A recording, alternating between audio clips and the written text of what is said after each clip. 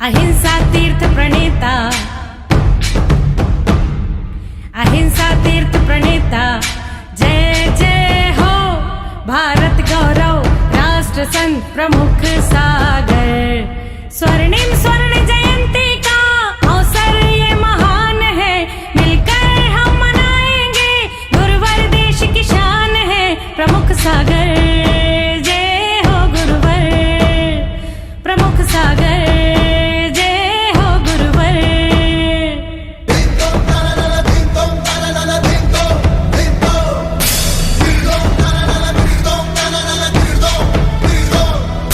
आज आचार्य पूज्य स्वामी बहुत सुंदर सी बात 48 नंबर के श्लोक में कह रहे हैं। आनंदो निर्देहत्युद्धम कर्मे धन्मनारतम नाचासो खिद्यते योगी वैर्दुःखेषु चेतना। पूज्य स्वामी कह रहे हैं आनंदो निर्देहत्युद्धम कर्मे धन्मनारतम नाचासो खिद्यते योगी वैर्दुःखेषु चेतना। आनंद, आत्मा आनंद, अनारत्म निरंतर, उद्दत्तम बहुत से, कर्मे धनम कर्मरूपी ईंधन को निर्देहति जलाता है। कह रहे हैं और वह दुखे सुचेतना, वह दुख पर से उपसर्ग आदि दुखों से अनभिज्ञ असो योगी बेयोगी आत्मध्यानी ना खेदते भेद खेद खेद नहीं होता है। पूज्य स्वामी यहाँ पर आज आत्मा के आनंद की बात कर रहे हैं। बाह्य सुख तो तुमने कई बार लिया, बाह्य सुखों में तो कई बार रमी हो, बाह्य सुखों को कई बार प्राप्त किया है, लेकिन आचार्य आज पूज्य स्वामी यहाँ कह रहे हैं कि जिसने आत्मा का सुख प्राप्त कर लिया, आत्मा का आनंद प्राप्त कर लिया, वो कर्मों को जलाता है। अब आप विचार करके रखना, आत्मा का सुख प्राप्त होते ही कर्म जलने लगते हैं। यहाँ पर आचार्य कह रहे हैं ऐसे कैसे हो सकता है? सुख में कर्म कैसे जलेंगे? कर्म तो जब हमारे उदय में आएंगे और हम उस पर समता भाव रखेंगे तब जलेंगे। लेकिन आचार्य कह रहे हैं कि जैसे खुशी होती है, आप ख्याल करके रखना, एक आंसू वो होते हैं जो दुख में निकलते हैं और एक आंसू होते हैं ना सुख में निकलते हैं। और सुख वाले आंसू कितना निकलते झरझर हैं, लेकिन आंसू तो वो हैं, लेकिन सुख के आंसू हैं, उनमें संताप नहीं है, उनमें दुख नहीं है, उनमें पीड़ा नहीं है। न तुमको दुख होता है न दूसरे को दुख होता है, दोनों को खुशी, प्लेजर, इट्स माई प्लेजर का। आप विचार करके रखना, एक आंसू वो हैं जो तुम्हें भी दुखी करते हैं और दूसरे को भी दुखी करते हैं, और एक आंसू वो हैं जो तुम्हें भी खुश देते हैं और दूसरे को भी खुशी देने का प्रयास करते हैं।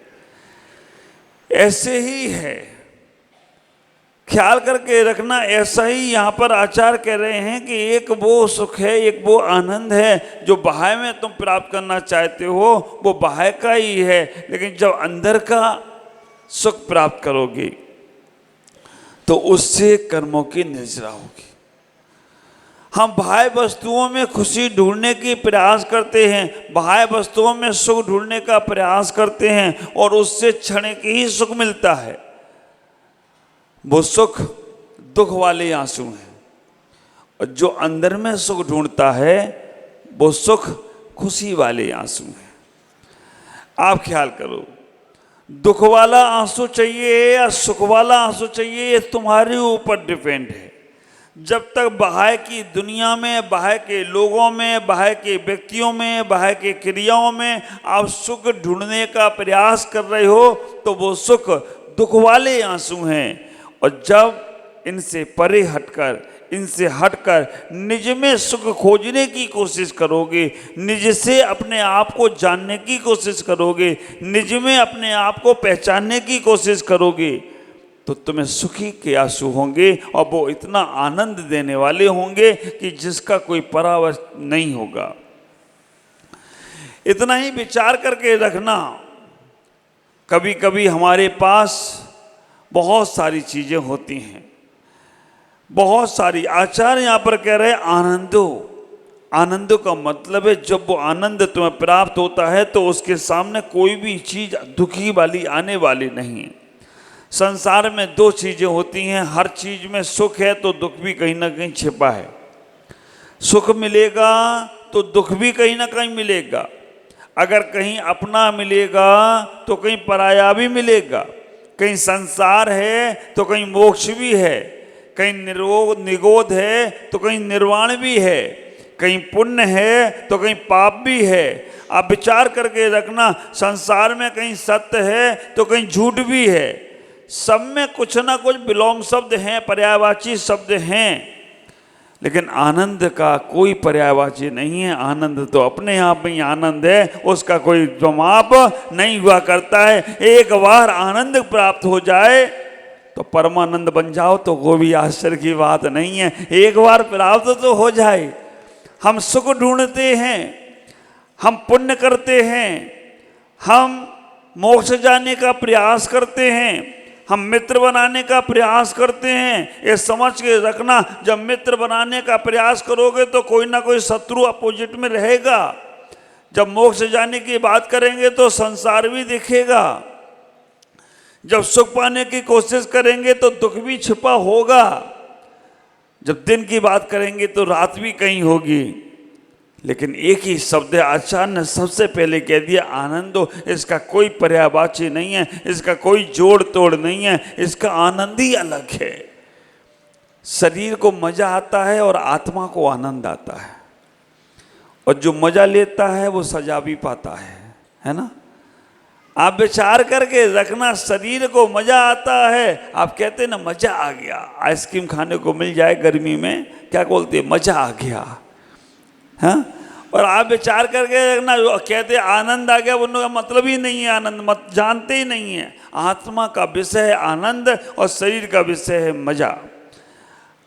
शरीर सुख को ढूंढता है लेकिन आत्मा आनंद को ढूंढने का प्रयास करती है, क्योंकि उसे पता है कि एक बार वो प्राप्त हो जाए तो फिर कभी भी कुछ की जरूरत नहीं है। और आप ख्याल करना, उस आनंद को प्राप्त करना है, उस खुशी को प्राप्त करना है, उस सुख को प्राप्त करना है जो आत्मिक सुख है। अगर उसे आपको प्राप्त करना है तो आप सुख का उल्टा ढूंढो। सुख का उल्टा करोगे तो क्या होगा? शुद्ध सुख शब्द जो है, अगर उसको देखेंगे तो सुख में दो अक्षर हैं, सु और खा, सुख। अब इसको उल्टा करो तो क्या आएगा? खा और सा। ऊ की मात्रा है ना, खू पे लगा दो, और खू पे लगाकर पीछे सा बैठा दो तो क्या हो जाएगा? ख्याल करना, जो आदमी सुखी रहता है, जो आदमी खुश सुखी रहना चाहता है, वो इतना ही ख्याल करे, वो खुशी प्राप्त करने लगे। अगर तुम खुश रहना सीख जाओगे तो तुमसे ज़्यादा सुखी और कोई इंसान नहीं रहेगा। अगर तुम्हारे अंदर खुशी ही नहीं है, ख्याल करना, बीमारी किसको ज़्यादा पकड़ती है? जो कमज़ोर होता है। जो थोड़ा सा कमज़ोर हुआ, सर दुखा, बिस्तर पे लेटा, तो बीमारी कहती, ऐसे आदमी को तो मैं ढूंढ ही रहा था कि मैं आऊँ और ये बिस्तर पकड़े, है ना। थोड़ा सा किसी ने कह दिया और मन खराब कर लिया तो वो आदमी तो यही तैयारी में था, मेरी बात पहुंच गई डायरेक्ट इसके पास। अब ये आदमियों ने सूत बना रखा है टेंशन लेने का नहीं। हाँ, बोलो ना आगे का। आप विचार करके रखना, टेंशन लेने का नहीं, टेंशन देने का। और हमें ये नहीं समझ में आता, वो मूर्ख आदमी को यही नहीं पता है कि वो टेंशन जो दे रहा है ना, उसको भी ये टेंशन है कि सामने वाले ने टेंशन ली कि नहीं ली, और नहीं ली तो वो खुद टेंशन में बड़ा है आज तक। ख्याल करो, तुम खुश हो जाओ। तुम दूसरे लोग तो सताने का प्रयास करेंगे, उन्होंने तो सोच ही रखा है, क्योंकि हमें असुर जाति के देव बनना ही होना है, हमें तो उस नारद की पर्याय को प्राप्त होना ही होना है। लेकिन दूसरों को जितना सता लें उतना ही और अच्छा है। तो ऐसे धवल सेठों से, असुर कुमारों से, नारदों से अपने मन को संकलित मत करो, क्योंकि आचार कहने का प्रयास कर रहे हैं, तुम अपनी खुशी बांट देते हो उनके लिए जिनका कोई धुरी धरोहर नहीं है, जिनका कोई अस्तित्व नहीं है, जिनके पास खुद का कोई वर्चस्व नहीं है, जिनके मन में खुद की स्थिरता नहीं है, उनके लिए तुम अपनी स्थिरता छोड़ रहे हो। जिनने सुख पाया ही नहीं है उनके लिए तुम अपना सुख छोड़ रहे हो। ख्याल करो, मुझे पता है संसार में ये सब चीजें केवल शब्दों तक सीमित हो जाती हैं, लेकिन मैं कहना चाहता हूं शब्दों से भी आगे कुछ है। अभिप्राय, भाव, और अभिप्राय और भावों पर चले जाओ तो आपका जीवन बहुत बहुत आनंदित होगा। माँ भी कहती है अपने बच्चों को, मर जाए तो अच्छा होता, जब माँ को तो बच्चे सताते हैं या चला जाए कहीं। पति भी कभी बार पत्नियों को बोल देते हैं कि देखो तुम अब कुछ गड़बड़ करोगे तो ऐसा हो जाएगा। पत्नियां भी पतियों को बोल देती हैं, लेकिन उस अभिप्राय को समझने का प्रयास करो, उस भाव दशा को समझने का प्रयास करो कि जो किस भाव से ये कहा जा रहा है, कर्म बंद उसको ही होता है जो भाव में बिगड़ता है। द्रव्य के शब्द एक तरफ हैं और भावों का विचारधारा एक तरफ है। अच्छे शब्दों को कहने के वाला अगर भाव खराब रखता है तो ख्याल करके रखना उसके अच्छे शब्द किम पाक फल के समान है। किम पाक फल को आपने देखा, अच्छे बहुत लच्छेदार बातें कर रहा है, बहुत तुम जैसा कह रहे हो वो तुम्हें भी गधे को भी बाप बनाए जा रहा है, बड़ी बड़ी प्यारी बातें कर रहा है, और अंदर देखा जाए तो क्या है, गधे की लीद को देखना कभी, गधा जो मल करता है ना ऊपर से बहुत चिकना होता है, लेकिन अंदर देखो ना तो इतनी बदबू मारता है पूछो ही नहीं। किम्पाक फल होता है, ऊपर से तो अच्छा दिखता है, लेकिन कोई मुंह पे रख ले तो 2 मिनट में ही सच्चा हो जाए वो। इसलिए आप उन बातों में फंसिएगा नहीं जो तुम्हारे हित की बातें नहीं हैं, कहाँ भले ही लच्छेदार बातें हों, भले ही कैसी बातें हों, और आप विचार करके रखना। आचार कह रहे हैं बाहर की वस्तुओं में तो बहुत आनंद ढूंढ लिया, अब अंदर की वस्तुओं में आनंद ढूंढने का प्रयास करो, अंदर की उपलब्धियों में जाने का प्रयास करो। होता है माँ बच्चे को जन्म देती है, तकलीफ होती है।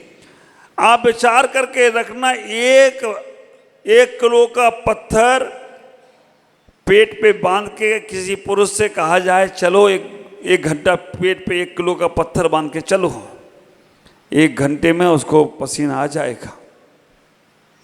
हाँ, और अगर 5 किलो सोना पहना दिया जाए तो, हाँ आप ख्याल करके रखना, 5 किलो सोना, यहाँ पे भी बड़ा, यहाँ पे भी। हमारे आलोक भाई आते हैं ना, कोई वजन नहीं मालूम पड़ता उनको कितना भी है, अगर उतना ही फालतू की चीज़ दे दी जाए, पत्थर लटका दिया जाए, इतना वजन लगेगा कि ऐसा लगेगा कि क्या पहना दिया है ना। बेड़ियाँ पहना दी जाए तो बड़ा दुख है, लेकिन सोने की चेन पहना दी जाए, सोने के कड़े पहने जाए तो वजन नहीं मालूम पड़ता है। माँ को अगर इनको विचार करके रखना। घटना घट गई एक बार, एक पति अपने पत्नी के लिए जेवर बना के लाया और खूब भारी भारी। पत्नी ने कहा कि किसके लिए लाए हो? उन्होंने कहा तुम्हारे लिए लाए। पत्नी बहुत खुश हो गई, वैसे नाराजी रहती थी। खुश हो गई तो खुश होने के बाद उसने सारे जल्दी जल्दी पहन लिए। पहनने के बाद कैसे लग रही हो, अच्छा है, ये है वो है, ऐसा वैसा करके खूब बातें हो गई। थोड़ी देर बाद बड़ी खुश थी, उतना खून बढ़ा होगा उसका पूछो ही मत। लेकिन थोड़ी देर बाद उस पति ने कहा ये सब नकली है, पानी चढ़ाया है सोने का। कहाँ गया सुख?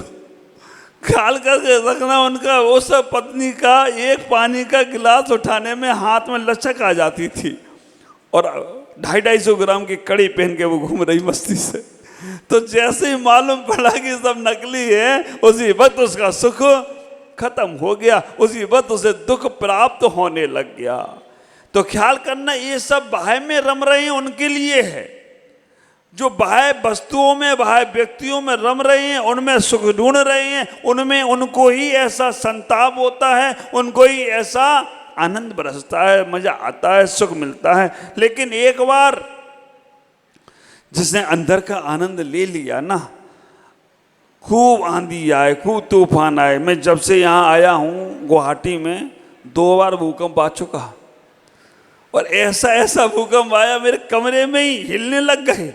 तो माता जी बैठी थी, वो कह रही महाराज जी बैठी थी, वो कह रही महाराज हिल रहा है ये। तो हाँ, 2 बार आ गया। और इसीलिए आप लोगों को भी लगता, मेरे को भी लगा था, ये क्या टीन सेट बना रखे हैं, इनमें क्या होता है सब। कभी पहली बार चातुर्मास टीन सेट में हो रहा है। लेकिन यहाँ का ऐसा ही कल्चर है, क्योंकि भूकंप आया और वो बड़ा वाला सेट पड़ा होगा ना, तो बेटा बचोगे नहीं। टीन सेट में कम से कम हाथ पैर निकाल के निकल तो जाओगे। तो यहाँ पे गुवाहाटी का, आसाम का ऐसी बिल्डिंगें बनती हैं यहाँ पर। मैं आपसे कहना चाहूँगा, बाह्य की दुनिया तो बहुत देख ली, और बाह्य में बहुत सुख खोज लिया, और बाह्य से ही तुम्हारा मतलब है, क्योंकि नाता उसी से जुड़ा है। अभी हम अंदर पहुंच नहीं पा रहे हैं। लेकिन एक बात का इतना एहसास कर लो, कम से कम इतना ख्याल कर लो कि जो हमारे अंदर में है वैसा सुख कभी मिलने वाला नहीं है, और वो सुख प्राप्त करना है तो एक बार अंदर की ओर जाना पड़ेगा। इतना ही ख्याल करो, और ये मनुष्य पर्याय से ही जा सकते हो। तिरंचों में जाकर तुम सोचो कल्याण करें, पॉसिबल नहीं है। देवताओं में तो तुम सोच भी नहीं सकते हो, और नारकी में तो सोचने के पहले ही तुम्हारे 36 टुकड़े कर दिए जाते हैं। मनुष्य पर्याय से ही निकल सकते हो। आपको मालूम है वो उदाहरण, 84 लाख दरवाजों का महल, बड़ा सुंदर महल है, 84 लाख दरवाजे हैं, और 84 लाख दरवाजे में एक ही दरवाजा खुला है। उस दरवाजे से तुम्हें निकलना है, एक ही दरवाजे से खुला है, और तुम्हारी आंखों पे पट्टी बांधी गई है। निकलते हो तो निकल जाओ। आप एक एक दरवाजे को स्पर्श करके, दीवार और दरवाजे को स्पर्श करते करते करते करते 83,99,999 दरवाजे पार हो गए। अब एक ही दरवाजा बचा था, उससे तुम्हें निकलना था। तभी क्या हुआ, पैर में खुजली मचने लगी और नाक पे मक्खी बैठ गई। दोनों काम एक साथ हो गए। तो तुमने क्या किया, एक हाथ से मक्खी उड़ाई और एक हाथ से पैर की खुजली मिटाई। इतने में वो दरवाजा पार।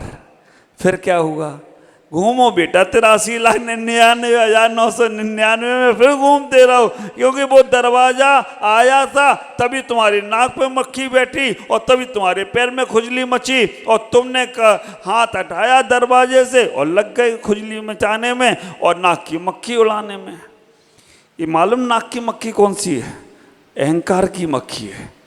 और ये खुजली मालूम कौन सी है, ये विषय वासना और विषय कामनाओं की खुजली है, इच्छाओं की खुजली है। जैसे ही निकलने का दरवाजा खुलता है, आता है, तुम्हारा अहम भाव जागृत हो जाता है। किस चीज का अहम करते हो, किसका अहंकार करते हो, ख्याल करके रखना। रावण का भी अहंकार, सोने की लंका थी रावण की, 1 लाख फूट 1.25 लाख नाती, जाके घर दिया ना बाती। काय का अहंकार है, ख्याल करके रखना। मिट्टी के काबिल भी तो नहीं हो, लेकिन अहंकार तो चक्रवर्ती के बाप का भी बना के तुमने रख लिया है। ये अहंकार तुम्हें पार नहीं होने देता है। तुम्हारे अंदर मनुष्य हैं, संयमी हैं, और हम तपस्वी हैं, ये भी अहम आ गया ना तो बेटा अटके और लटके ही रहोगे। ख्याल करना, विषय वासनाएं, कामनाएं, कौन सी विषय कामनाएं, हमने भोग छोड़ दिए, संसार छोड़ दिया, लेकिन यहाँ पर नाम की चाह भी रह गई तुम्हारे अंदर, ख्याति लाभ की चाह भी रह गई, तब भी तुम संसार में ही भटकते रहोगे। बचो इनसे, आत्मधन को पाने का प्रयास करो। आत्मा में बहुत आनंद है, और एक बार वो प्राप्त हो गया तो संसार में बार बार तुम्हें आना नहीं पड़ेगा। योगी वहिर दुखेशु खिद्यते, योगी बाह्य की क्रियाओं में दुखी नहीं होता है, परसों में आने के बाद दुखी नहीं होता है। इसलिए अपने आत्मधन को पाने का प्रयास करो।